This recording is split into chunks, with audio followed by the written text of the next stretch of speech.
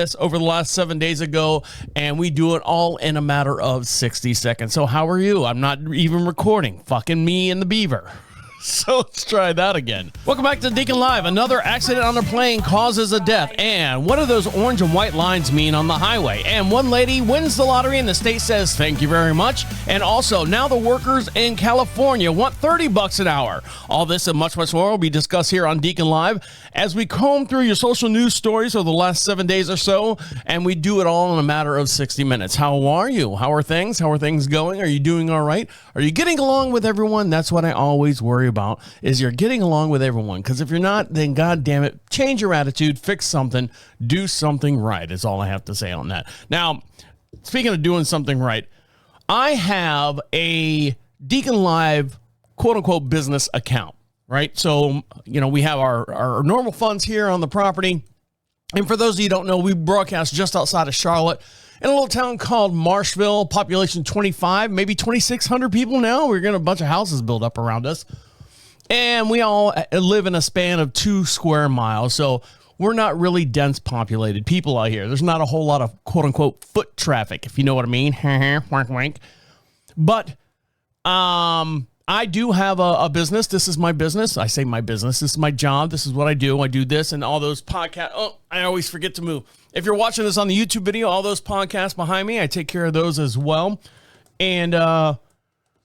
And then my wife, you know, she works full-time job as well. And so you have, you know, your personal account and then, of course, your business account. If you don't know what, you know, checking accounts and all that savings account is, I'm trying not to explain it to you, but I guess I did in a certain sense. But I do have a business account. Now, I do have a credit card. And my credit card was a Visa card through the business. And the only time I used that really is I used it... My philosophy is if you can't afford to pay cash for it or pay cash, like put it on a charge card and within the quote unquote 18 months interest free, if you can't pay it off in that time frame, you shouldn't buy it outside of a house and cars and you know, essential stuff that you need to survive. So when I got I told you this stupid thing here. When I got my my business account, they gave me a credit card with like I don't know, $25,000 limit on it or something like that. So when my mom passed away 2 years ago, this past February, and I went down to help my dad, and you know, I didn't want to have to. It was unexpected, of course, and I didn't want to have to shell out a whole lot of money and put myself in jeopardy and in dire straits as far as financial. So I put a lot of the stuff on the credit card. So I racked up, you know, maybe $5,000, maybe $6,000 worth of stuff, but that was, you know, renting the U-Haul, renting this, delivering stuff, all that stuff. It was $6,000, which is no big deal. So, you know, I throw money at it and pay for it. And it was a Visa card. And I go through Wells Fargo. I like Wells Fargo. A lot of people out there go, fuck Wells Fargo. You know what? They do a lot for the community. So shut your face. You don't know it because you don't see it because you got another bank. Well, they gave me, you know, process charges and stuff. Let me tell you what Wells Fargo did for me. All right. There, potato head. I got an email on Monday morning, bright and early Monday morning. Now, we broadcasted this show, the Deacon Live show, every Wednesday at 1 o'clock Eastern Standard Time. I know I say noon, I say 1 o'clock. It's somewhere in there, in between of all those numbers right there. So, and what's going on? And so I get a email first thing Monday morning. When I say first thing, you know, white people love to say first thing in the morning. First thing Monday morning, I'm doing the horse show, the equine dynamic show, and I'm, you know, waiting for the sponsor, the host to come in the studio, and I'm sitting here just checking emails, just checking all this stuff, and I get an email from Wells Fargo, and it lists 4 transactions on my business card account and said fraud or something like that. I'm like, oh my God, here we go. Something's happened. And then I get in there. I don't look at my credit card. Everything is automatic. If you can do automatic pay, it's great. It just takes a lot of that stuff out of a lot of stress off of you. If you just do automatic pay, some people love that, living on the edge, you know, balancing between being broke and having money at the same time. Am I going to pay the power bill? Am I going to pay, you know, the utility bills? You know, what am I doing? I'm not like that. I want automatic pay. I know it's going to come out. Just make sure there's money in the account. I don't know how much comes out. Just blah, blah, blah. I know baller, right? Baller. You live on 22 some odd acres. Baller, baller. Anyways. So I get an email, and it says there were 4 charges, like 1 on Saturday, 2 on Sunday, and then 1 early Monday morning. And each one was an average of like 173, 179, somewhere in that ballpark. I'm like, oh, shit. All right, what happened? So I go into the bank account, and I look, and I'm trying to find out, did I spend, in a drunken stupor or whatever? Did I try to spend, 200? I look, nope. Nothing. And then I see an email from Wells Fargo, in-house email, not like a personal email to me, saying that, we're getting rid of the Visa card as of May 1st, and we're switching to MasterCard. Great. You should be getting your MasterCard in the mail by May 10th. Now, for those of you who have been following and paying attention at home, today is May 22nd. Yesterday was May 21st. And we can go back and I have not received that credit card. So I'm like, all right, here we go. What was the movie where, what was the Wayans brothers? It was a Marlon Wayans, not Marlon, Damon Wayans. He was working for a check cashing place, or not check cashing place, a credit card place. And he just kind of pocketed a couple credit cards. I think that's what happened to my credit card. It never made it to my house. So I call the fraudulent line. Actually, I take that back. I got a phone call. As soon as I opened up that email, I got a phone call from Wells Fargo saying, hey, you have 4 transactions that are fraud. Would you like to speak? And I'm like going, okay. So I hit beep and I talked to someone. Hi, this is Susan. I forget her name, the lady I talked to. This is Susan. Based on your telephone number, I have your account in front of me. Can you just verify a couple things for me? Sure. What is your, date of birth? What is your address, social, last 4 of your social? And can you recall any of the past transactions? I said, yeah, this, and this, but not these 4. And then I look, and there's one more for like $33 on a Friday or a Thursday at Walmart. I don't leave the house on Thursday. And so I know that transaction was not made. Okay, well, I see that, and no problem. Well, it looks like it was done. Yeah, they tried to, like 3 were approved, 2 were denied, and she gave me the whole spiel. So she's like, we'll get you a new card. I said, yeah, I don't have it. We'll get you a totally new card. If you got any bank accounts or anything attached to that or any bill pay, you're going to need to update that. It should be out to your house within 3 to 5 business days, or 5 to 7 business days. I don't know why I care about the math. But we're going to send you out an affidavit for, making sure that the ones you're going to get credit for, sign off on that just in case there's a legal dispute or something like that. I'm like, great. She's like, is there anything else I can help for you, Mr. Deacon? No, I think I'm good. All right. Well, I'm sorry. I apologize for everything. And thank you for, banking with Wells Fargo. I hope your day goes a little bit better and hope we didn't inconvenience you. Blah, blah, blah, blah, blah, blah, blah. I'm like, great. Perfect. Everything's solved. I go to tell my wife. She's like, how's everything? I go, everything's good. Everything's great. We're not getting charged for anything. Or I'm not getting charged for anything. It's a separate account. So then I know this is a long drawn out introduction to the show, but so then I get a couple hours later, hour and a half later, I get another phone call. And I look at my phone, and it says Wells Fargo Fraud Department or something of that matter on my phone, if you're watching here on the phone here. So I answer it. Let me switch back to the screen so I can see me. So I answer it, and I'm like going, hello, hey, this is Karen at Wells Fargo Fraud. We see that you had some such and such or whatever, and I'm like going, okay, yeah, I already took care of this. Oh, did you? And I hear like fake typing, we don't see that. Maybe the person you were talking to wasn't real. And I go, what do you mean what wasn't real? What, can you give us your card number? And I'm like going, well, before she asked me for the card number, we went through this whole spiel and back and forth and I see that. And I explained it, I did this, exactly what I just told you. I'm telling this lady the same thing. Okay, we don't see anything, and can you just verify this? Hold on, let me get my supervisor. I'm like, Why are we getting the supervisors involved? And the supervisor comes back and he's like, he sounds like a little kid. Hey, are you the supervisor? What year did you graduate elementary school? So he dives into it, and then I get back on with the lady, and basically, I guess I stumped them because I wasn't giving them any information, because I said, she asked me, what is the card number? I said, well, don't you have all that information in front of you?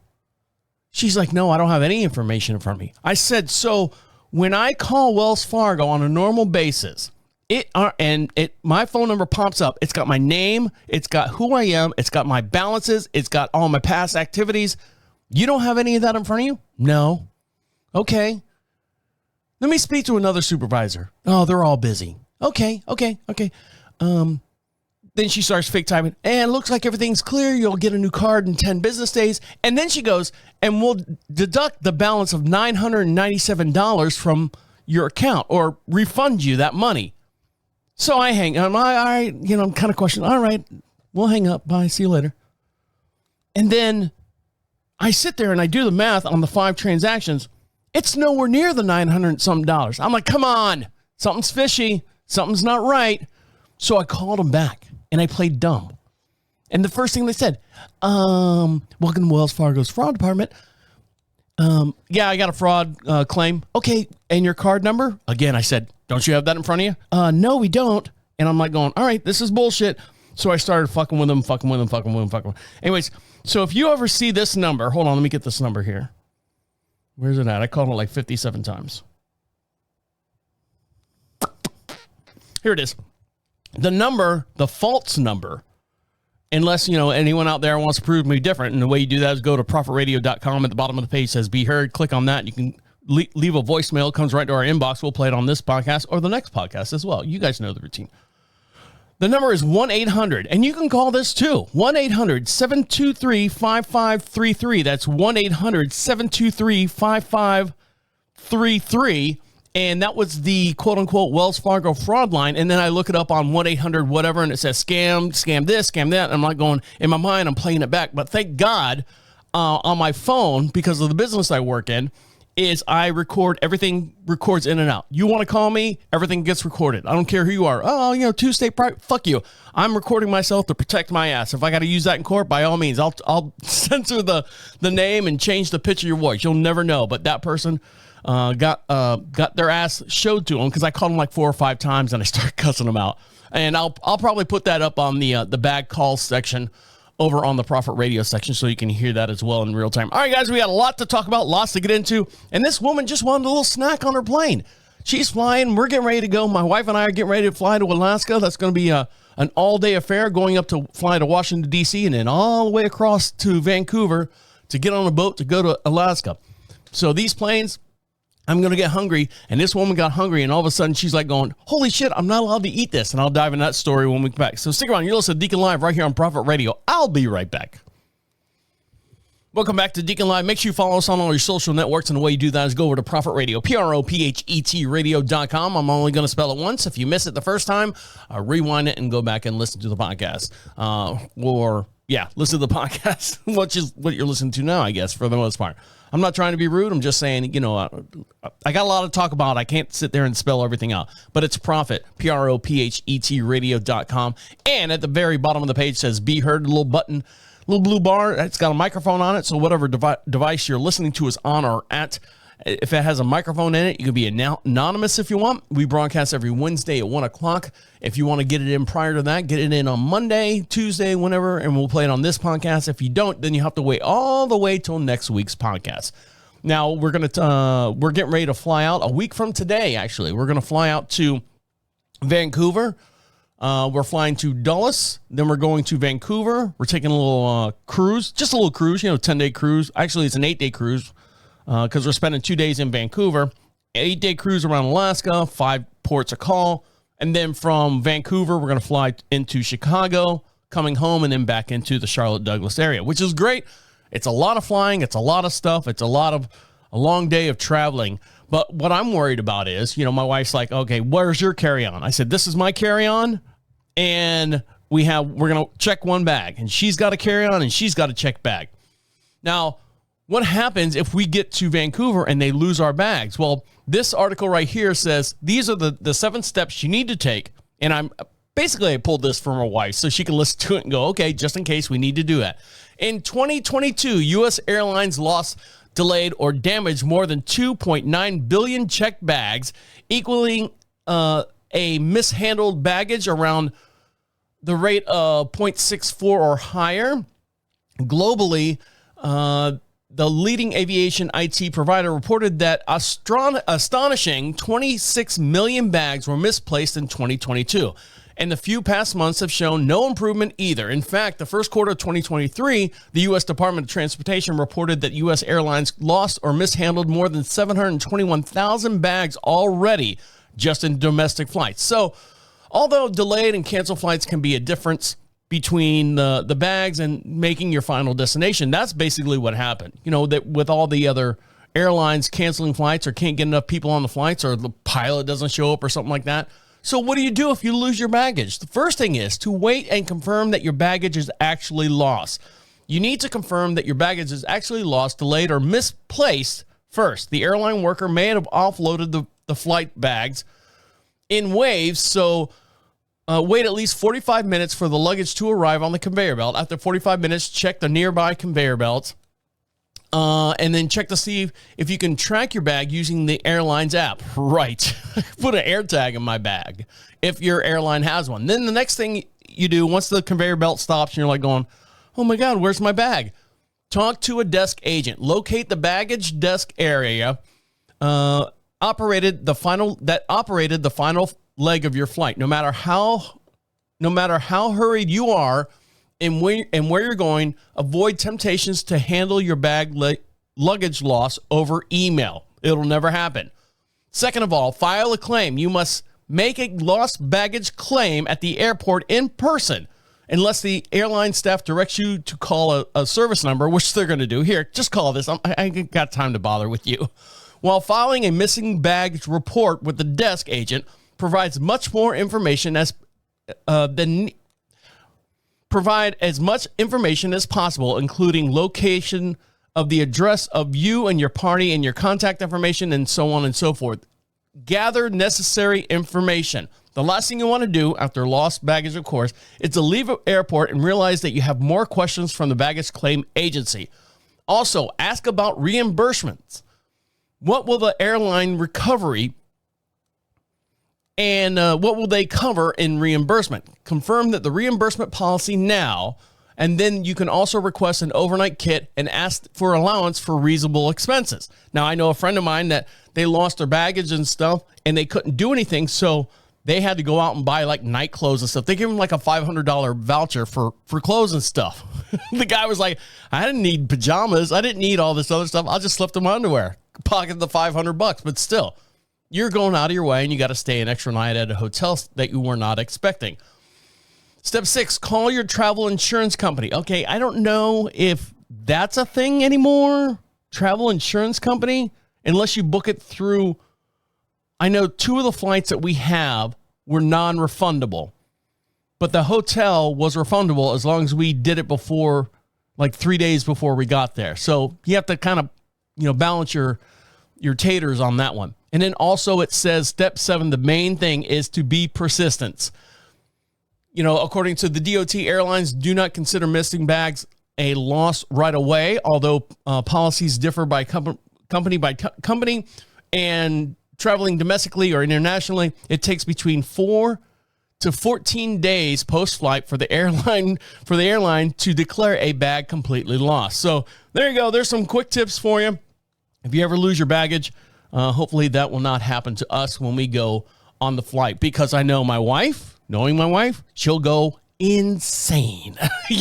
We just spent $500-$600 for new wardrobes, new outfits for both of us. Not that, we needed new wardrobes, but if you're going to go on a trip like this, I'm not wearing my mustard stained shirt. I'm not wearing the pants that's got the rip in the pocket where I hooked it on a nail on a fence in 2014 or something like that. So I said, babe, let's go get new wardrobes. It's on the DeaconLive show. So For all those out there supporting the Deacon Live show, you guys have helped us get new wardrobes for this trip that we're going on. So we appreciate you, and hats off to you. Now, this person right here was not appreciated when she was on her flight.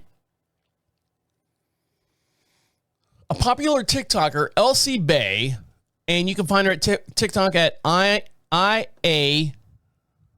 am Elsie Bay. Oh, I have to figure out the pronunciation there. Experience a nightmare scenario while on a flight. Great. That's all I need. She says she just finished her Snickers bar when the flight attendant hopped on the plane's intercom and said, by the way, welcome aboard. On this flight, we have a passenger that has a severely allergic reaction to nuts. Therefore, we ask you not to consume any nuts or open any products containing nuts, which you might have brought on board. Okay, first of all, this should have happened way before the flight boarded everyone. Or somewhere there needs to be like a light. Hey, someone on this plane, because you're dealing in, about 100, 150 people on this flight, and the first person that's going to sit down, finally, I get to sit down and eat a Snickers bar, and you're eating a Snickers bar, and all of a sudden, and everyone's on the flight, and we have peanut allergies, so don't eat your Snickers bar. So for every podcast we do, we have a matching video, and you can see this in real time as we're talking about it here on the show. So this woman right here, see her right there? I told you, we have her on the show. Her name's I am Elsie Bay, and this is her freaking out after eating her Snickers bar after they already made the announcement. So here we go.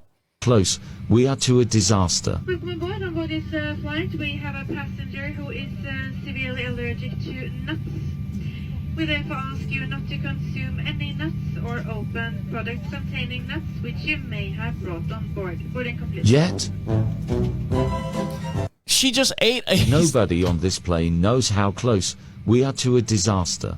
So she ate a Snickers bar, and she said that she actually kept her mouth closed for about an hour and a half in the flight to keep the residue off, or the scent of peanuts out of the air. She just mouthed a Snickers bar, and they go, I'm sorry, but hello, darling, love.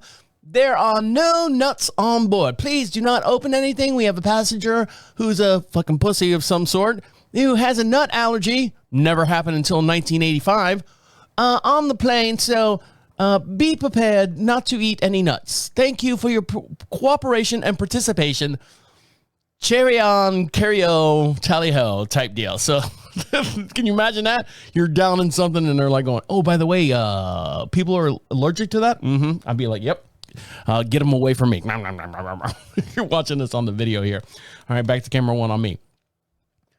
Now, I know I don't have a heart sometimes, but this guy right here definitely doesn't have a heartbeat anymore. A 73-year-old passenger died after several others were injured during a Singapore flight on the Singapore Airlines this past Tuesday after the plane encountered a severe turbulence, and the occurrence had caused dozens of injuries over the last 2 decades, though officials and governments said data suggested fatalities are very rare. So here's what happened. A Singapore flight en route to Singapore from London's Heathrow with the girl with the airplane peanuts on it. The turbulence didn't kill the 73-year-old guy. The peanuts did. Had severe turbulence about 8 hours after takeoff, resulting in multiple injuries, including 18 people who were hospitalized in Bangkok and 1 death, the airline said. The flight data appeared to show that the flight dropped from an altitude of 73,000 feet to an altitude above 31,000 feet. No way. In about 4 minutes. No fucking way. It better, I swear to God, it better not happen when I'm on this flight. I'm doling out all the Snickers bars. Though right now they don't know exactly what happened and caused the plane to descend. Turbulence. Air movement between the flights are often occurred and unexpected. They can result in injury caused by passengers suddenly jolted forward, striking the seat in front of them and cause them to toss upward.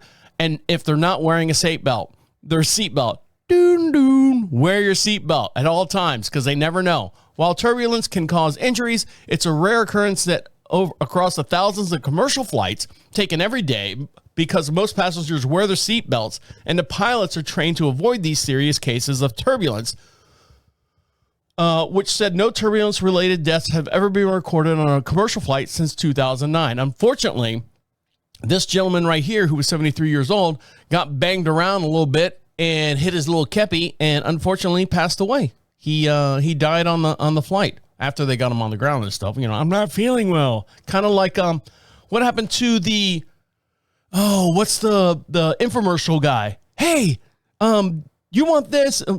I forget his name. If you know his name, let me know. Go over to profitradio.com. At the bottom of the page says "Be Heard." But he was the heavyset guy. He had a big, nice, awesome, manly American beard. He was getting off the flight, or they were coming in for a landing, and he hit his head on the thing above where you're sitting. And within 2 hours after getting to his hotel room, he died. So, what was his name? I forget his name. All right, guys, when we come back, California wants $30 an hour now. When does it end? When does it end? I don't know. But we'll dive into the story and find out who wants those $30 an hour, and do you think it's worth it? So stick around. You're listening to Deacon Live right here on Prophet Radio. I'll be right back. Welcome back to Deacon Live. You want something for free? Well, we will give you something for free, but you got to do something for me. You have to go over to profitradio.com. At the top of the page says free swag. Actually fill that little form out. You can see all the different podcasts that are brought to you by the Prophet Radio studios here, all the fine programming that they have.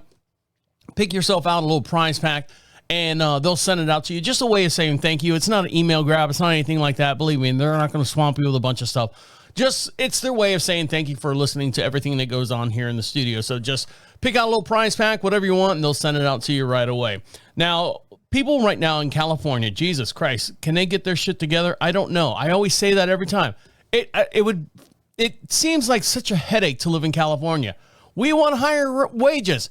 We want the homeless people off the streets, but we don't want to charge them. We don't want to do that. You know, they're spinning around in circles. They can't make up their minds. We want to make a lot of money and to live here, but we don't want the people who don't have any money to live here. You know, it's kind of like that. You know, the homeless people, let's shift them out. Let's do something with them. Let's put them in a home or something. But we want to make a whole lot of money. I get paid a whole lot of money to live in this town. I don't want to see any homeless people living in the town. Well, most of them are homeless because they got issues and problems.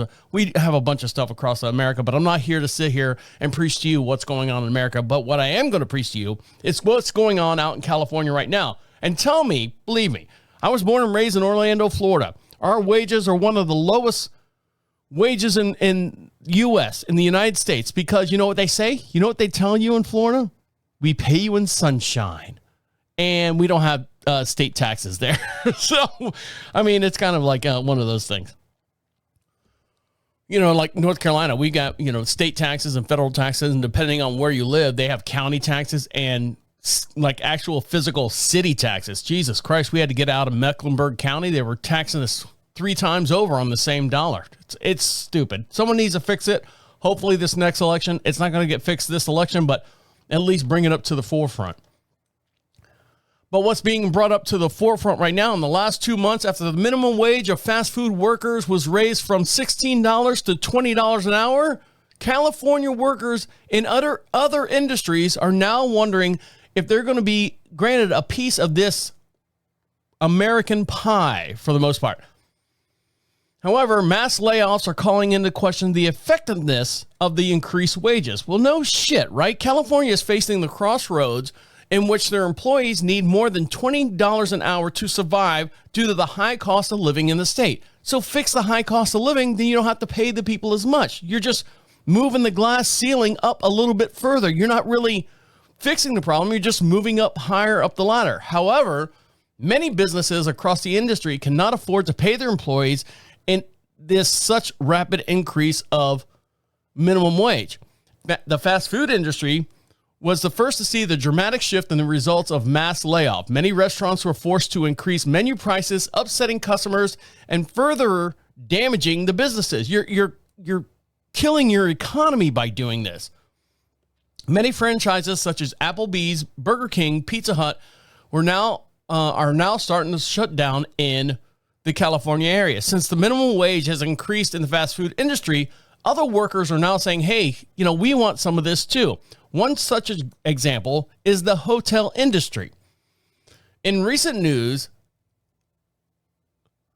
the LA City Council members proposed a minimum wage increase to $30 an hour for both hotel and LAX workers. However, the increase would not happen immediately, as it's proposed that aims to increase the minimum wage taught his amount. Eventually it'll be basically in 2028. ChatGPT wrote this article, I can tell. A similar bill was proposed in Long Beach as well. Also, critics of the bill believe business will not be able to survive with such a large minimum wage. Can you imagine $30 an hour? When I was in school, back in my day, my first job in 1992, I was making minimum wage, which was $4.50 an hour. And through the years, you work your increase and everything like that. I think minimum wage on average here in North Carolina, I think it's $7.50, $7.85 or something like that, which is great. It's not a living wage, but it is a minimum wage. Minimum wage, you don't understand. Minimum wage is set to prevent companies taking advantage of workers by paying them less. Okay? So if I want to work at Burger King here in North Carolina, if they didn't have a minimum wage, they go, well, we're going to pay you $2 an hour. Oh, thank you. Thank you. I'm happy to get $2 an hour. No, there's a minimum that as long as you're U.S. citizen, you live in whatever, and blah, blah, blah, you're legal for the most part. This is the minimum that you can make in that state or your vocation of what you're doing. California, they've thrown all that out the window. They're saying, well, $30 an hour, $40 an hour. However, tons of support behind the bill from labor unions. And that's what you want. You want the labor unions in there. That'll fuck everything up. The idea that California is no longer livable under $20 an hour. Labor unions claim that with higher wages, people will be happier doing their jobs and thus more effective. No, because what's going to happen is the person that was making $20 an hour, your boss that was making $20 an hour, now you're making $30 an hour. Well, he's going to quit, come back and you're going to be his boss. And it's a vicious cycle of what's going on. Something needs to happen. I don't know what it is. I think they just need to shut down California, just close everything down for a little bit. Everyone settle down. All right. You got your electric cars. Maybe that fault line. Can we do something? Can we shake that fault line up a little bit? Scare the shit out of the people over there in California for a little bit. Just get them back on their, just like shaking a baby. Stop it. Stop crying. California, it's an earthquake. Oh, we lost half of California. Oh, the expensive part. Now we're all poor. Now this poor guy right here found a wallet. Oh, man. You always hear a story about people finding money, finding bags of money and briefcases and stuff, and they always turn it in. Why? I don't understand why. Why would you turn it in? One, it's missing. Two, how many people drive or find or float or swim or whatever, that they find these bags of money? Why would they even know it's you? Put it in an account. Be quiet about it. Don't go all happy spending and stuff. I never understood that. But this guy right here finds a wallet containing $800, and what happens next is miraculous. Now, get ready, because it's story time. Put a little jingle right there or something. I don't know.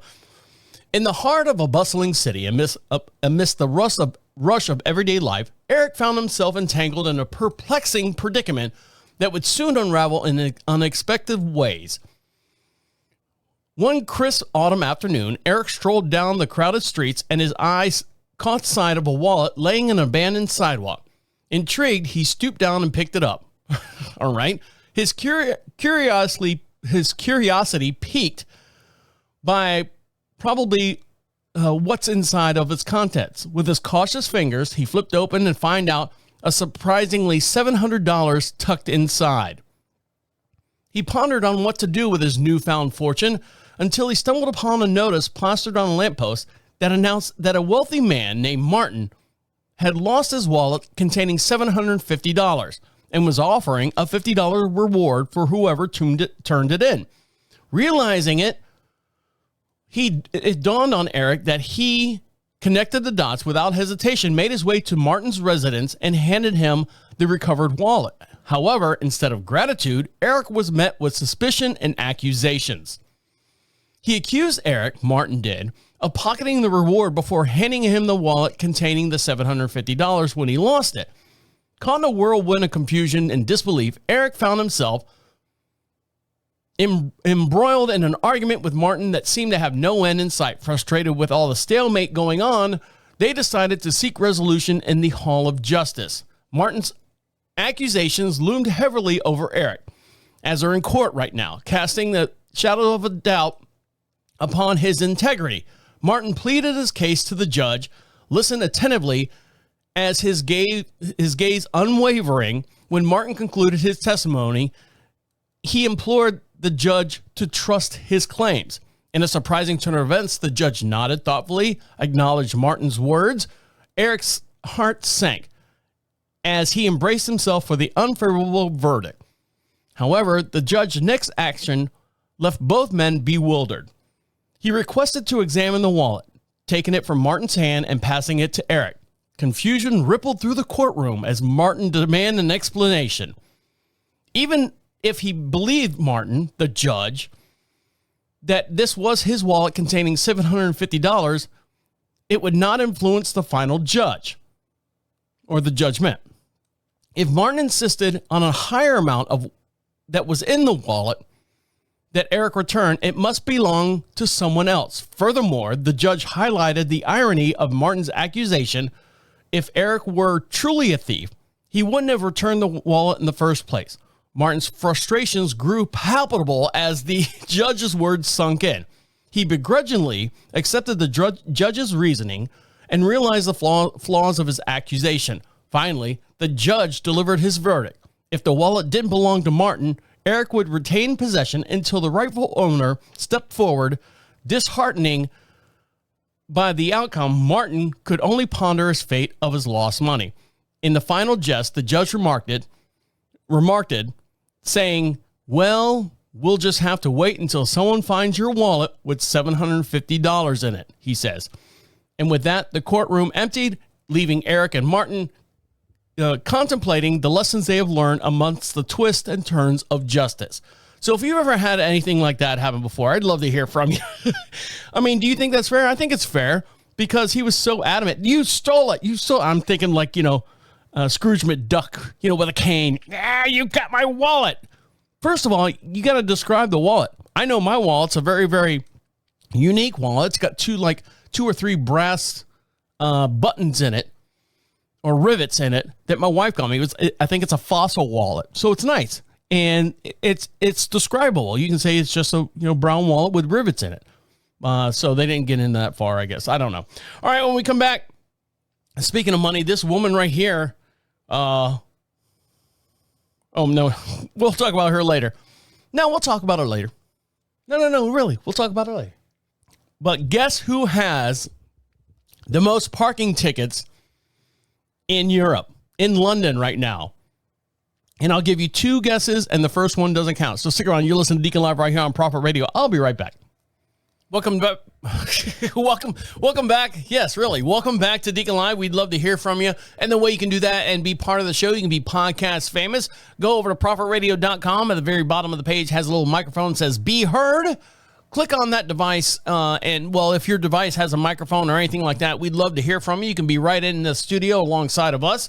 You can be podcast famous. Like I said, just speak right into that, comes into our inbox, and we'll play it on this podcast or the very next podcast as well. Now, we have over 10 years of shows, so by all means, if you have questions from the last 10 years of shows, hey, what did you mean by that? What did you mean by that? Make sure you give me full details, or I'm going to be I have no idea what you're talking about, but I will play it and try to decipher it from there. So you can be anonymous if you want, or you can tell us your actual name. But you can be in the show, on the show with us as well. That's Prophet Radio and the little Be Heard blue bar at the bottom of the page. Now, my wife and I are getting ready to go to Alaska This is the first time in a long time we've been in another country. And when I say another country, we've been to like South America, we've been to Mexico, all within, I don't want to say intercontinental, but we've never been like to London or anything like that. And the rules, for the most part, in South America and Central America and Mexico and Canada, they're basically the same. Don't pass, what the lines mean and all that stuff. But over in Europe, man, they got some weird signs and weird regulations, and you drive on the other side of the road. It's a whole mess over there, but they get along somehow. I don't know how they do it, but they do. Unfortunately, the United States is not getting along over there because the U.S. government right now owes almost $20 million in unpaid traffic tickets. Yeah, you want to talk about funding Ukraine and all that other stuff? Meanwhile, we owe London $20 million in parking tickets. So the U.S. Embassy in London racked up an eye-watering bill for unpaid traffic tickets, which includes things like parking fines, congested area charges. See, these are things I don't know about. And driving in central London, or for driving in central London. $19.1 million of unpaid fines that feds owes to the account for more than 10% of the unpaid fines that overseas embassies currently owes in the transportation for London. So essentially what's happening is the $19 million fine has amassed over the past 10 years and puts the U.S. as the worst offender of unpaid fines in the UK capital. Unpaid fees and fines are amassed more than a decade of making the U.S. the worst offender for most foreign diplomats, with embassies in London's collectively owing $182 million by the end of 2023. Statistics published by the TfL showed that the U.S. was followed by Japan's embassy, which owes $12 million, and India's High Commission of $10.9 million, with Nigeria and China and Russia close behind. So it's not like us as regular drivers over there. Hello, chap. That'll be 40 pounds. No, it's the embassy, the United States Embassy. They just figured diplomatic immunity. What was that movie? Lethal Weapon? Yeah, diplomatic immunity. No, if you're in the embassy, you still have to follow by their rules. And so we have racked up over the last 10 years, $19 million. We'll pay it off. You remember the whole tea thing? You want us to do it again? We'll do it again. Wipe the slate clean. But yeah, Americans, who are they? You think you're so big and bold? That's why they hate us over there. We don't pay our fucking bills. Now, you have a one stretch of highway that you drive on, probably like getting to and from work. And it seems like it's always under construction. And then you look and then they say, traffic patterns have changed. And you're like you're driving like, oh my God. If you're watching me here on the YouTube video, and don't forget, for every podcast we do have a matching video, you can see all the stories and me in real time as we're talking about shit here on the air. So, you get a new traffic pattern and you're like going, oh shit, I don't know where to go. I physically now have to put both hands on the wheel. So starting in late 2021, here's California again. They're actually doing something great. And I think this is a good idea. Maybe other people should take this in response. I always wondered about Bob's barricades. And I never trusted him. Who's Bob and his barricades? He's making a killing, because every time I see like traffic cones or the little A-frame placard things and all that, it's always Bob's barricades, at least here in the South United States, Southern United States, I guess. Oh my God, Bob has got to be making a killing, because he has to rent these things out to, construction departments and stuff like that. But California right now launched a pilot program in San Diego. Construction zones are now painting a contrasting blue and white stripes on the lanes. The goal was to increase drivers' awareness of construction zones. Ignore all the rubble and the cranes and the cones and stuff. Not only were drivers more aware, but they also have been seen driving more safely around that. I know in Florida, there was a big push.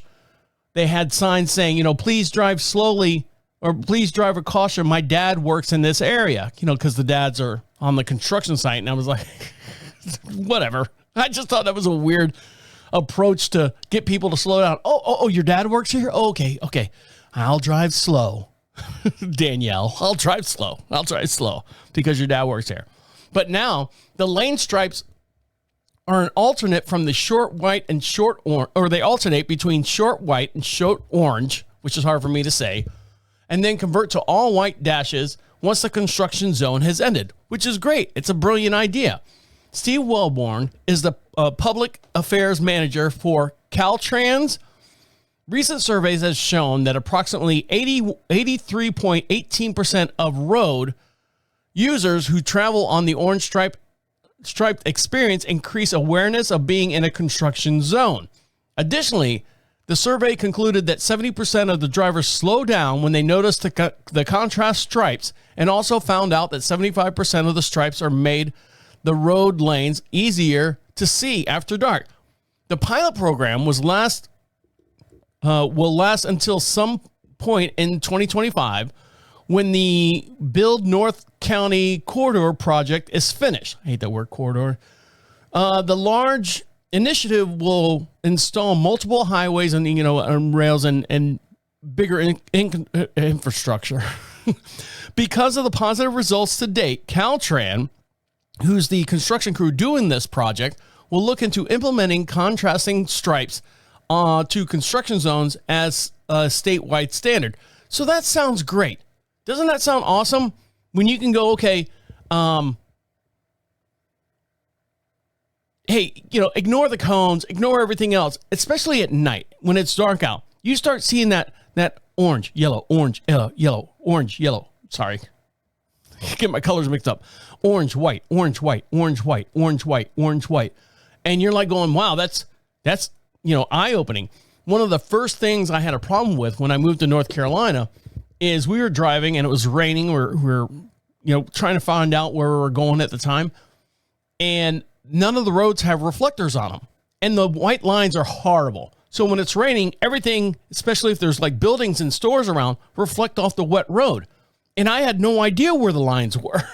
And I'm like going, why are there no reflectors on the road? And of course we got our first rainstorm or a snowstorm. And then, I realized that they have to scrape the road so they don't need reflectors on there, but they need better paint. So this is a better paint job that they're doing out in California. Now they don't have snow or anything like that. They do have rainy days. But when the night comes out, hopefully they have that reflective neon substance, the ground crystals or ground glass that's in there that gives it that luminescence. So I think that's a great idea. So good for you, California. You did something right? Just this once. Fix everything else, but those probably the construction crew wants, $50, $60 an hour to do all that. I have a farm truck, and the farm truck that I have, if you listen to all the old podcasts from many years ago when I bought it, it's a 1992 Nissan D21. And, we paid, I think, like $3,000 for it at the time. And we wanted the AC fixed. So we got the AC fixed. And I still have to, it went out, but I'll dive into that story another time. But my brakes weren't working too well. I was like going, this is like, we've had it for almost 10 years now, maybe 9 years. And the brakes weren't working too well. And I'm not a car person by any means. Every car I've bought in the last 20 years has been brand new. I know, baller, right? Well, I make $30 an hour. I make $30 every 15 minutes, actually. But so if anything goes wrong, I've got that 5-year window, like guarantee. I can take to the dealership and they'll fix it. And if, after 5 years, little things start going bad on it, then, all right, dealership, you checked on this and so on and so forth. So I've always had a brand new car for the last 20 years or so, covered under warranty. The Nissan truck we bought, and it's, like I said, like a farm vehicle. And then over the last couple of years, the brakes were getting softer and softer and softer. I don't know anything about brakes. I know everyone out there is like, oh, those are easy to fix, Deacon. So I brought it to the mechanic shop here in the local area that we live in. And, you know, he did me right by the AC and he did me right by a whole bunch of other stuff. And I brought it in there and I said, you know, hey, look, the brakes are kind of soft. And, you know, can you change the oil and tell me what's wrong with the brakes? So he goes, you know, they always have a girl at the counter, you know, she's, I don't want to say she's cute. She's Marshville cute. You know what I mean? It's not really, I mean, there's only 2,500 people here. There's not a whole lot of, you know, beautiful people here in this area. So for the area, you know, or a room full of 3-eyed women, the 2-eyed woman looks good. So she's sitting there and she's like, you know, oh yeah, we can do that. We can do that for you. Blah, blah, blah. So she calls me back about the brakes and she said, oh, the estimate is $1,900. What? I said, that's almost half, if not more than what I paid for the vehicle. Come to find out, they wanted to replace like the brake lines. They want to do all this other stuff. They want to like reflush everything. So I said, no, don't touch it. I'll take it somewhere else. And then they pull this. Oh, you can't take it anywhere else. The brakes are shot. Well, I got it here, stupid. Anyways, long story short, I took it to a friend of mine. It was $250 worth of parts. It was an hour of his time. So I gave him like a total of, you know, $350 and then threw a $50 tip in there. You did a great job. Thank you very much. $400. I was out the door. Got brand new brakes. Didn't have to change any lines. And it was a solenoid. The master cylinder was bad and so on and so forth. But this couple right here got a bill or got an estimate from the dealership saying that they quoted them $4,500 to fix a car that was not even, I mean, it was old, but I mean, it was $4,500 and it had just over, I think in the article, it had just over 132,000 miles on it, which is not bad, but it did not have a check engine light on. So when they went to the dealership, hold on, I'll get to you. The dealership said that they needed new balance arms. They needed a fuel injection cleaning, a radiator flush, an oxygen sensor, and so on and so forth. So I'm going to play this video right here of this gentleman. I would trust this guy right here. Just the way he talks and the way he's addressing this, I would trust this guy right here. And this is from the TikTok channel called Brilliant Auto Care. Brilliant Auto Care. Now, don't forget, for every podcast we do, have a matching video, and you can see this in real time as we're talking about it here. Tell me if you wouldn't trust this guy. I would trust this guy right here. So here we go. We're going to start his video. I'm going to have to play it from the beginning again. So here he is. To complete. This car came from the dealership. She had an estimate that was about $4,500 to complete. They were saying that she needs lower control arms, she needs to do a fuel injection cleaning, radiator flush, oxygen sensors. The car only has 132,000 miles. Mind you, there's no check engine light, nothing of that nature. But we're going to look over it and see what it actually needs. Okay, well, that's obviously not good. Oh, there was a plastic bag. We're going to see how bad they actually are. The boot is okay. Boot's okay. That's really not that bad. Let's check here. Checking the other side. It's really not that bad. Check the play on it just in case. He's going to get a big screwdriver and see if there's play in it. Let's check over here. Nope. Like I know what I'm talking about. Pretty good. I guess for cosmetic purposes, that's the only reason why I would change it, but that's not necessary to do. I mean, maybe when she hits the 150, 160 mark, we can check it again and see if they're bad. She doesn't need control arms. And that was the biggest thing on the ticket. So let's see the other things. And then he dives into the hood and stuff and finds out, you know, and all right, camera one back on me. And then finds out, you know, I mean, it probably needed, you know, something changed or something like that. Not $4,500 worth of stuff change, but it's always good to get a second opinion. Oh, wait a minute. Get a second opinion. Let's figure out what's going on with this thing. And this came from the dealership. I don't know what town they were living in. I don't know where the Brilliant Auto Care TikTok channel is from, but check them out because that guy, I was watching a lot of his other videos.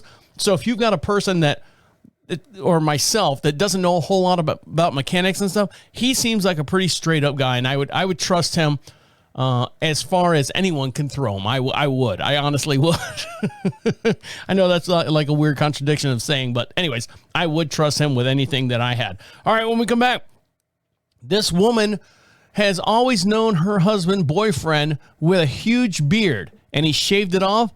And what she found out was amazing. And you'll see the transformation when we come back. So if you're not on YouTube, make sure you go over there right now and start watching this video. So stick around. You're listening to Deacon Live right here on Prophet Radio. I'll be right back. Welcome back to Deacon Live. Make sure you follow us on all your social networks. And the way you do that is go over to Prophet Radio, PROPHET radio.com. At the bottom of the page says, be heard. We'd love to hear from you as well. And while you're over there, get yourself something for free under the free swag section. And you can see the free swag and all our social contacts are located over at the prophetradio.com website. It's not an email grab. It's not a social grab or anything like that. It's just Prophet Radio's way of saying thank you for listening to all the fine programming that comes out of the Prophet Radio studio. And they just want to send you out like stickers, magnets, keychains, all that stuff. So if you want some of that for free, go on over to Prophet Radio and you can get some of that right now. Now, let's see. Where are we at here? So this one right here, speaking of money for the most part, a Florida woman wins a $5,000 lottery, and Florida itself held most of that back. Said, thank you very much for winning. We'll take some of that.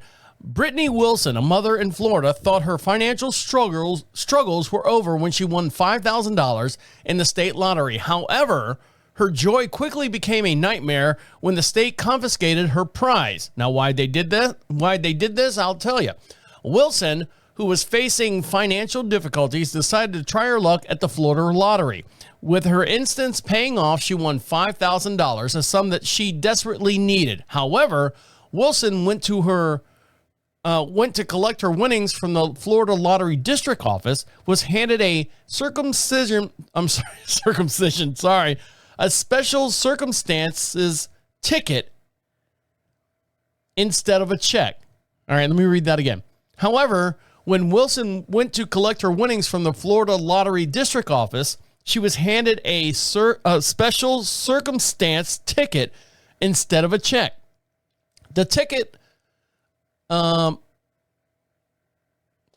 indicated that she might owe state-owned debt, specifically related to unemployment compensation that she had received in the past.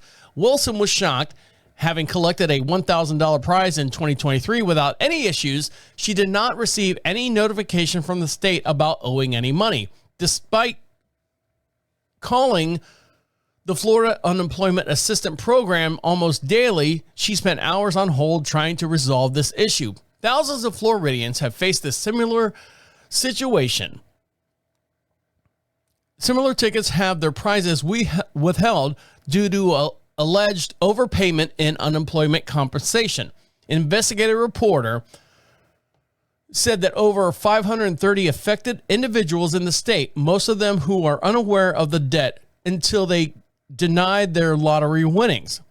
That's kind of shady, but I don't know. Maybe there's something else missing there. Because, they're not just going to let you float by. You owe the state money. They're going to come get you no matter what. They'll keep sending you, door knockers and phone calls and all that stuff. Wilson's case was resolved in 2 weeks, allowing her to finally collect the winnings. However, many others are still fighting for their prizes. In the current economic climate, every little bit helps. Housing remains a significant driver of inflation in the U.S. and the $30 an hour over in California. Wilson's ordeal highlights the many ongoing struggles in claiming what is rightfully theirs amidst the rising cost of amazing rising living costs and bureaucracy hurdles that they're dealing with. So I don't know. I mean, that was a short story, but I was like, there's got to be more to it. I mean, they literally, the government will send you letter after letter after letter after letter. She goes, I didn't get anything. I'm sorry. Sorry, sister. Something doesn't smell right. Doesn't pass the smell test. Now, this video right here, and don't forget, for every podcast we do have a matching video over on YouTube, and you can see this in real time as we're talking about it here on the show. And I'll switch over to camera 4 here in just 1 sec. I want you to hear the story first, and we'll dive into it. A woman is rethinking her decision after seeing what her husband looks like with his beard shaved off. Sophie Clark recently took to TikTok to show off her husband before and after he shaved his face.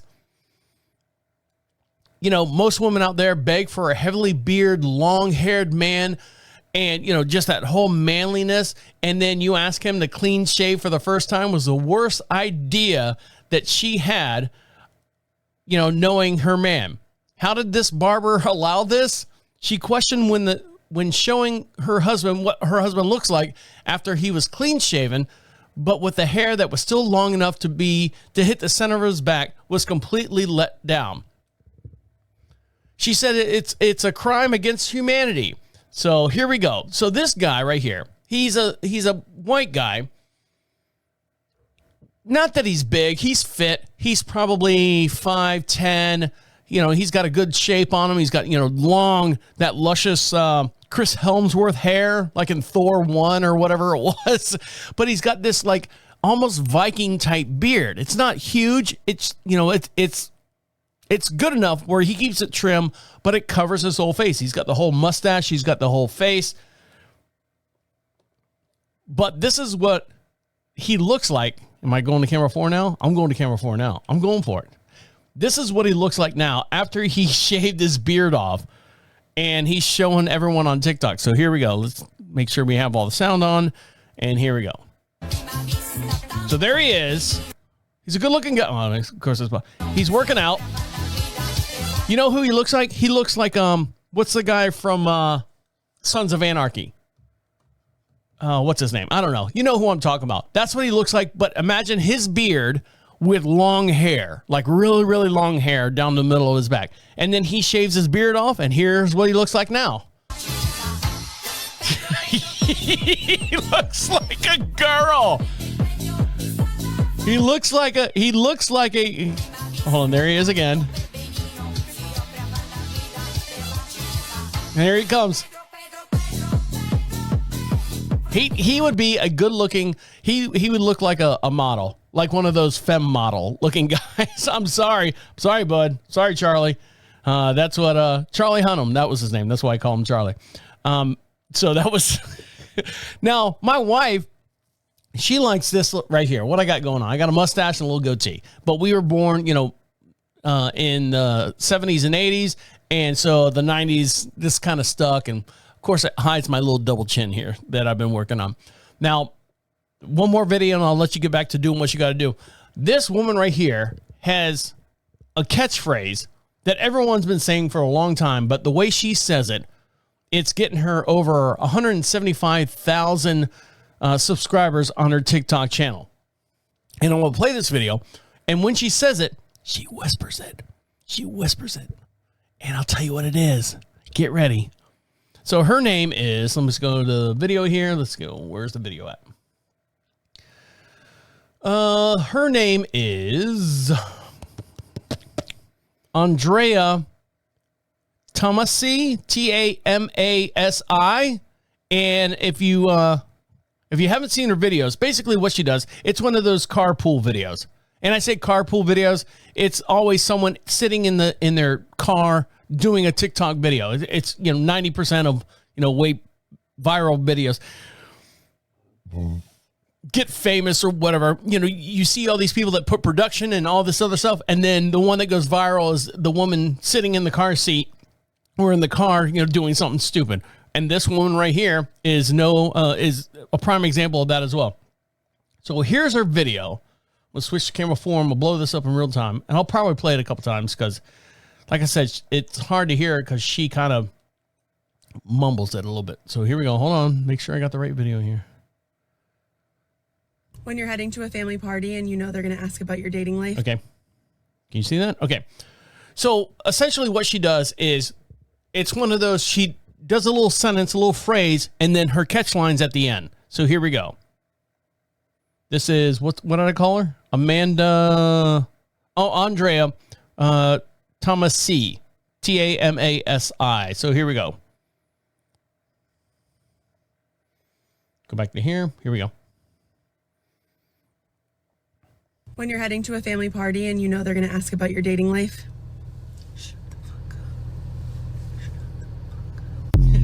So I don't know if you heard that or not. What she does is she does like this little line, little phrase or something, and then she looks at the camera, and if you're watching me here on the YouTube video, she curls her knuckles up like she's gonna punch you, and she goes, "Shut the fuck up. Shut the fuck up." Like in your mind, this is like an inner thought in your head. And she'll say something like, hey, you know, don't you hate it when such and such cuts in front of you and ask you, oh, were you standing there? Shut the fuck up. Shut the fuck up. You know, that's what she does. So that's her catchphrase. She's got thousands and thousands of videos. All right, shut up already. With her doing that. Here we go. You know they're going to ask about your dating life. Shut the fuck up. Shut the That's it. That's all she's done. And she's got 175,000 followers. What am I doing wrong here? Jesus Christ almighty. What am I doing wrong here? If I can get 175,000 followers for saying shut the fuck up, by all means. All right, guys, on that note, I'm going to let you get back to doing what you got to do. Make sure you follow us over on YouTube. Make sure you follow us over on Prophet Radio as well. All your social networks. We'll give you something for free. Hit free swag if you want to be podcast famous. At the bottom of the page says be heard. Click on that, speak right into it. It comes right to our inbox and we'll play it on the very next podcast. All right, guys, on that note, I'm going to let you get back to doing what you got to do. My name is Deacon saying good nights and good night. This is the end. The absolute end. Écoute-moi.